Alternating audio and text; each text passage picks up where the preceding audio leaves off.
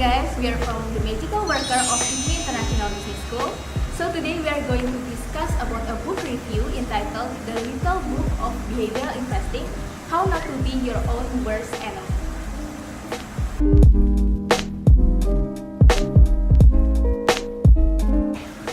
This book is a psychological finance book which was written by James Montier and was rated 4.5 by Amazon and Goodreads.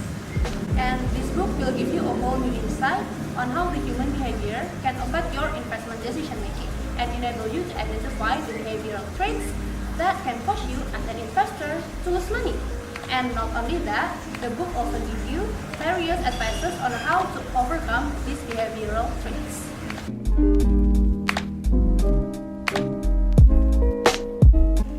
This book consists of 17 chapters and it starts off by introducing the two ways in which our brain makes decisions. Let's refer them into Dr. McCoy and Mr. Spock, the two characters of Star Trek. Dr. McCoy or X system is an approach where our brain makes decisions based on emotional traits. Meanwhile, Mr. Spock or C system is an approach where we use evidence or logic in decision making. Based on the book, human beings use both systems in decision making over time.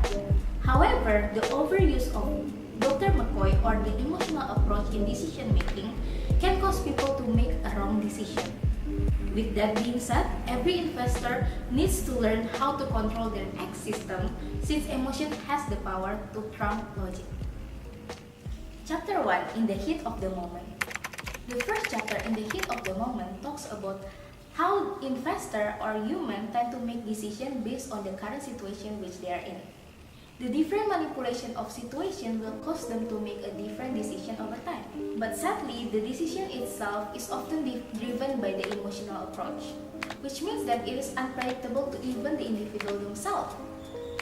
To prevent the in the heat of the moment situation or decision, every investor should do an investment research on the relational state or when the market is stable, and then they can pre-commit to the initial analysis and initially prepared action step. Chapter 2, Who's Afraid of the Big Bad Market? We normally expect that experience can make people learn and grow wiser. However, the fear of loss or making the same mistake causes people to refrain from investing more. Though playing safe might seem like a better option to minimize loss, yet the right answer is actually to invest more. This is because taking risks often yields to a better result. The best strategy to pull off after experiencing another investment loss is to embrace the willingness to hold cash in the absence of compelling investment opportunities, and have a strong self-discipline, also significant hedging activity, and avoidance of recourse leverage. Chapter 3, Always look on the bright side of life. Humans tend to only see the positive things which are on their favor, and hence, it's very easy for them to overrate their own ability. When things, or in this case trends, goes the way they want it, this will cause people to get over-optimistic, thinking that the trend will continue forever. This behavior is what causes bubble to surface. And the best way to beat the over-optimistic behavior is by trying to think critically and become more skeptical during the decision-making time. Chapter 4, Why does anyone listen to these guys? Due to the advanced knowledge which they possess, the experts have an even greater tendency of being more overconfident than the normal human being. This overconfidence often causes the investment of the expert to do worse than the average investor. To avoid following the mistake which the experts make, the book suggests us to simply stick to our own investment discipline, ignore the actions of others, and stop listening to the expert. Moving on, I will talk briefly about Chapter 5 to Chapter 7. In this chapter, they are talking about the folly of forecasting, information overload, turn off that bubble vision, and see no evil, hear no evil. Based on Chapter 5, the author suggests to never invest on the basis of forecasts.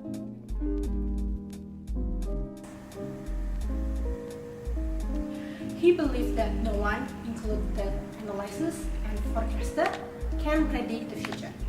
He said, the best thing an investor can do is to understand where they are right now. Like the quotes from Howard Marks of Oaktree Capital, you can't predict, you can prepare.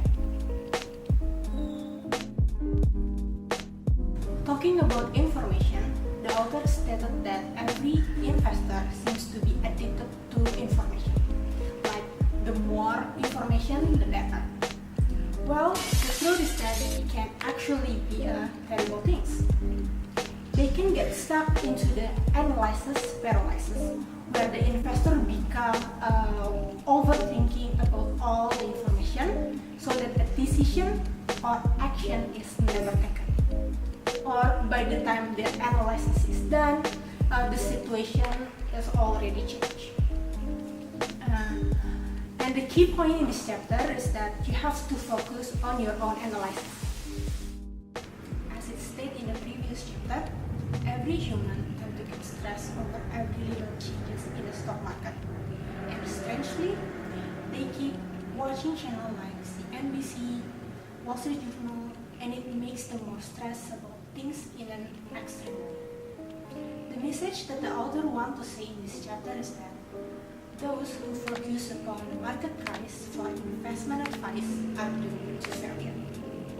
Turn off that bubble vision and seek out real, hard information that matters to you instead.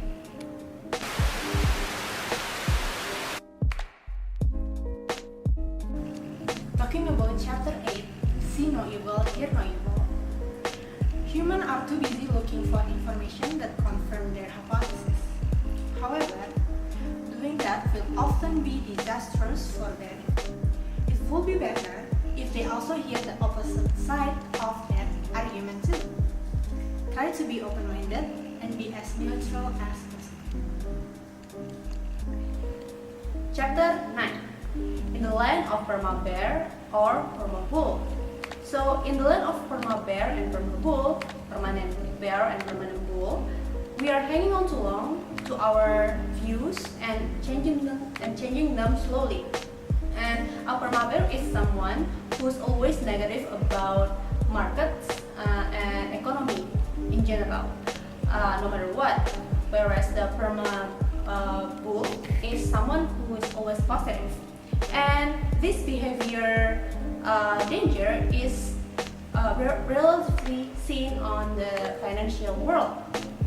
And the book said that analysts lack reality, so they had been experienced the process known as anchoring and adjustment, which they only change their mind where there's irrefutable shortfall, that they were wrong, and they change their mind very shortly. Well, I think all of us do because it's very relatable. Chapter 10, The Siren Song of Stories. So the siren song of stories, meaning that stories essentially govern the way we think, and it also happens among investors. So the good narration of company will increase the stock price, whereas the bad narration will decrease the price. So this will create what we later know by overvalued stock and undervalued stock. So the overvalued stock will be admired, and the undervalued stock will be the despised stock. However, the despised stock are generally a far better investment. They significantly outperform the market as well as the admired stock. So, what we can do to guard against the siren song of the stories? So the answer is simple. We just have to focus on facts rather than stories. I mean hard facts like numbers, or do calculations, or do fundamental analysis instead of believing in the stories. Chapter 11. This time is different. So one sentence that we always hear when it comes to financial bubble is, this time is different. This time will be different. But if it's different, then it will not be a bubble. But it turns out it's still a bubble. So, where's the difference? The book refers the bubbles and it bursts as a predictable surprises. So, can we predict bubbles? Or how do we spot the predictable surprises? So, if market seems to be too good to be true, then it's probably are. And also, I think by developing a good working knowledge about speculative bubble is necessary so that later when we face the similar phenomena like the speculative bubbles, we can acknowledge the pattern and probably can minimize our loss or maybe no loss at all. So I'm going to explain chapter 12. Right for the wrong reason or wrong for the right reason? That is the question. As John Kenneth Galbraith stated, financial disaster is quickly forgotten, and when similar things happen, they are hailed by youthful, self-confident generation as an innovative discovery. You see, the world of finance is one where history counts for so little. It is important to learn from past mistakes to make better financial decisions in the future. Then I would like to talk about biases. First is self-attribution bias, a habit of attributing good outcomes to our skills as investors, while blaming bad outcomes on something else. In investing, it happens when investors dismiss poor results as bad luck. This may as well be true, but it may happen because of the root cause of bad analysis. And the second is hindsight bias. The idea that once we know the outcome once, we tend to think that we know it all the time. The result is always the same. If you want to avoid this, you should make an investment journal where we record decisions and why we make such decisions. Such method is useful to map outcomes and to influence our decisions in the future investment decisions. Then, chapter 13, the perils of ADHD investing. You see, investing is different than trading. In investment, sometimes it's better to wait for the best chance rather than impulsively seeking short-term profit, a fat pitch, if you will. Just like a goalkeeper, sometimes the best course of action is to just stand in the center rather than just impulsively dive to the right or dive to the left, because when you dive, sometimes the ball doesn't come to your way. When you dive left, sometimes it goes to the right, and when you dive right, sometimes it goes to the left. And I would like to also talk about this. Investors tend to have action bias, taking high-risk action when things change. We should try to do the opposite, that is, being patient. A mindset to protect you from being an ADHD investor. It is imperative to have patience and discipline when the bottom-up search for value fails to uncover any investment of merit. Then it's come to chapter 14, Inside the Mind of a Lemming. See, I have to explain to you that a lemming is a creature that goes together with its pack, always goes with the group, they always follow the consensus, they never break the rules and tradition, think for themselves. It's related to that. So Sir Keynes and Sir John Templeton agreed that doing something different from the majority could yield positive results. That if everyone agreed about the merits of an investment, then the investment is too dear and therefore unattractive. And they were correct. The stocks institutional fund managers are busy being, and they are being outperformed by the stocks that they are busy selling. And legendary hedge fund manager Michael Steinhardt required three elements: a courage to be different, critical thinking, and perseverance and grit to stick to own principles. Only by mastering all three of these elements will you be able to stand against the herd and reap investment returns.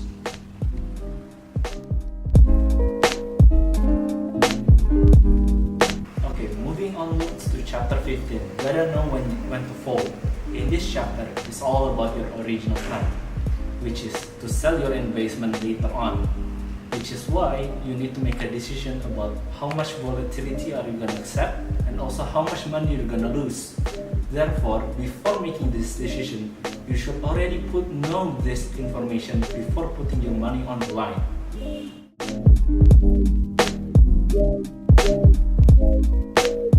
Now, next chapter is chapter 16. It's all about process. In this, when you're making a decision, you have to eliminate all of your human elements. That means that when you're making your plan, refining your plan, investing, and also sticking up to the plan, you have to eliminate all your emotion from it.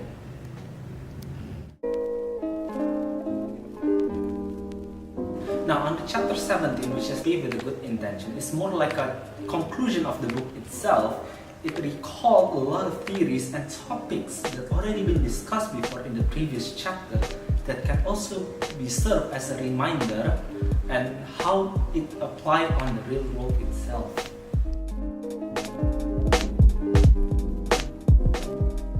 Now, let's talk about our opinion on this book.